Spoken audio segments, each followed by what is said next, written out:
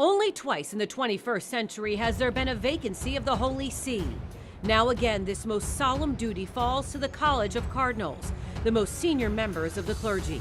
138 cardinals are under 80 and eligible to elect the next pope. But before the white smoke rises, the bells toll, and a new Holy Father emerges.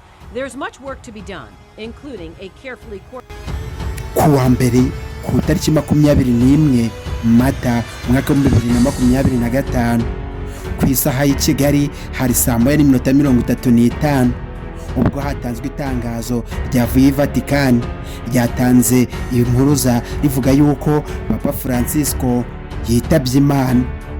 Byinshi ugiye kubisobanukirwa, umenye urugendo, ubuzima, amateka ya Papa Francisco kuva abaye umwana kugeza ageze imyaka 88.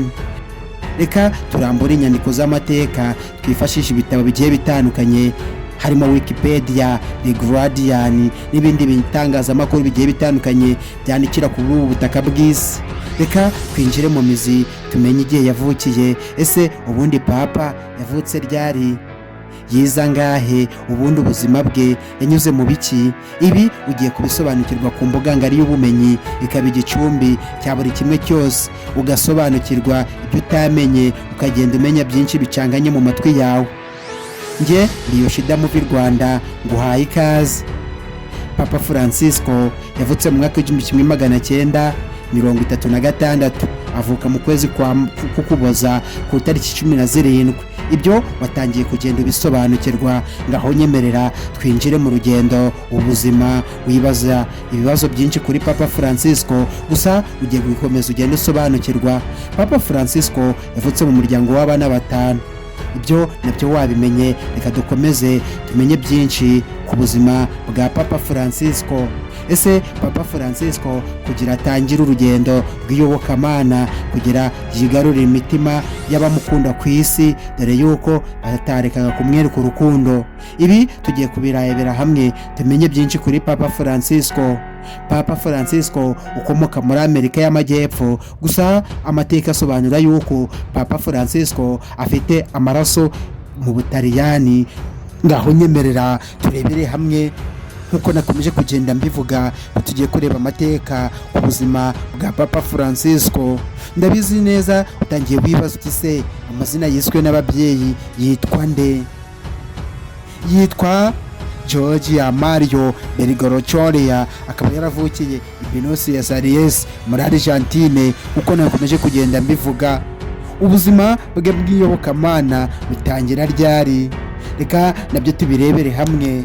Papa Francisco ubundi ubuzima mwiyobokamana butangira mu mwaka w'1958. Papa Francisco nibwo yinjiye mu muryango wa Yesu, twakwita Jewisite. Reka dukomeze tumenye byinshi. Ese Papa Francisco uru rugendo rw'iyobokamana ubundi yarukomeje ryari? Papa Francisco mu mwaka w'1969 yabaye padiri. Reka dukomeze turebere hamwe byinshi.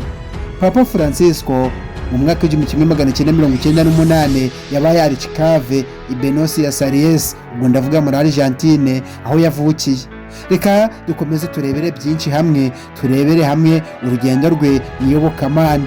Papa Francisco mu mwaka w'2001 yagizwe akaridinari, agirwa karidinari na Papa Yohani Paulo wa kabiri. Reka dukomeze tumenye byinshi ku rugendo, ubuzima bwa Papa Francisco. Papa Francisco mu mwaka wa 2013 yatorewe kuba Papa wa mbere mu gihugu cya Latini muri Amerika y'Amajyepfo ku tariki 13 Werurwe, asimbuye Papa Benedicto wa 16. Papa Francisco akaba ari we Papa wa 266 mu mateka ya Kiliziya Katolika ku isi. Byose ukomeje kugenda bisobanukirwa. Yego nabivuze, Papa Francisco yize imibare. Papa Francisco yaje gukomeza umurimo mu ivugabutumwa. Papa Francisco yabaye umwarimu anigisha filozofiya. Ibyo wabimenye rwose, wabisobanukiwe yuko Papa Francisco yari umwe mu bahanga isi ifite. Gusa Papa Francisco yagiye akora imirimo igiye itandukanye ku isi. Papa Francisco yagiye agarura amahoro mu bihugu bigiye bitandukanye ku isi. Reka tumenye byinshi kuri ubu rugendo rw'ubuzima bw'iyobokamana. Uko nakomeje kugenda mbivuga, Papa Francisco yabarizwaga mu muryango w'abajuwiste. Papa Francisco ubundi izina rye Francisco warikomora he? Nzi neza yuko nabyo uri kubyibaza. Papa Francisco ibi abikomora kuri Saint Francis of Assisi, akaba ari wari uzwiho kwicisha bugufi no gukunda abakene. Reka dukomeze byinshi byaranze Papa Francisco. Papa Francisco azwiho gushyira imbere ubutabera, impuhwe, akarengane ndetse no gukunda abakene, kurwanya akarengane. Ibyo byose nakomeje kugenda mbivuga. Yagaragaje inyigisho zihamye, kurengera ibidukikije, ndetse dore ko yashyizeho n'inyandiko yanditse Atadoti Cecile, aharanira ubumwe mu bantu, kandi yagaragaje ubufatanye n'amadini atandukanye. Reka dukomeze tumenye byinshi ku rugendo rw'ubuzima bwa Papa Francisco.